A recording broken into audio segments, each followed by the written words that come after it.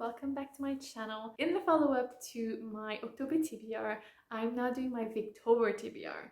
And if you don't know what Victober is, it is basically, I guess it's on Booktube, I believe, and it's the theme of reading Victorian literature throughout the whole month of October. And some people would dedicate the whole month to rereading favorites and, reading new to them books or authors, so that's quite exciting. And Victorian literature is something I've not explored a lot, and I've once deleted a whole rant I had on one of my previous videos about that I really wish that had been something that I'd done at uni, and that is both university choices slash my choices when I was at in university.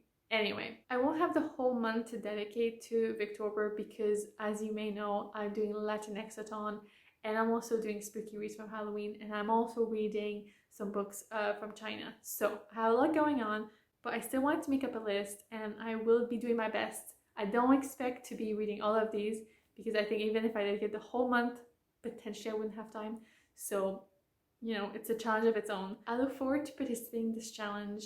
I've made up a list to fulfill the challenges that the 3 booktubers hosting this have put up. So it's hosted by Kate, Katie, and Lucy. I will put all of their channels below in the description, so if you want to see, as well as the challenges. So the first challenge is Kate's challenge. It is to read a Victorian sensation novel. And I believe that she said it was from a specific time period. Anyway, one of her recommendations was Lady Audley's Secret by Mary Elizabeth Braddon. And you'll see throughout this video, I've been trying to pick more female writers. And obviously that's something that I prioritize and I want to discover more of. I hear that her novels are really fun, a little bit gossipy and flowery, but I thought it could be a good thing to try. I think I found an audiobook of this in one of my library apps, and this also fulfills one of the other challenges, which is to read aloud a section of Victorian literature or to have it read aloud to you. So someone read it or an audiobook, so that's great. Katie's challenge was to read a book set in the countryside and or the city. So I guess you could do a book for each, just one book. My main book on the list is Middlemarch by George Eliot. I've put this one on my list because it's the only one that I own that I haven't read. So I thought it'd be great to finally get to it. I'm not gonna lie, I had no plan to read this for as long as I've probably bought it. So I think it'd be great to get into it. It looks like it's quite long. Victorian novels are long. That's something I'm realizing. They had a lot of time. So I think it's meant to be pastoral, so I'm kind of giving it as a countryside one. I'm just in the midst of finishing North and South, which is kind of the city part, but that won't count because I'm finishing in September. But still Victorian literature. For the city portion, I did think about reading The Way We Live Now by Trollope. I did see an audiobook, which I thought would be great. I just like to absorb books this way. I feel like it was 38 hours long, which is absurd. I don't think I've ever seen such a long audiobook before. So I may give it a try.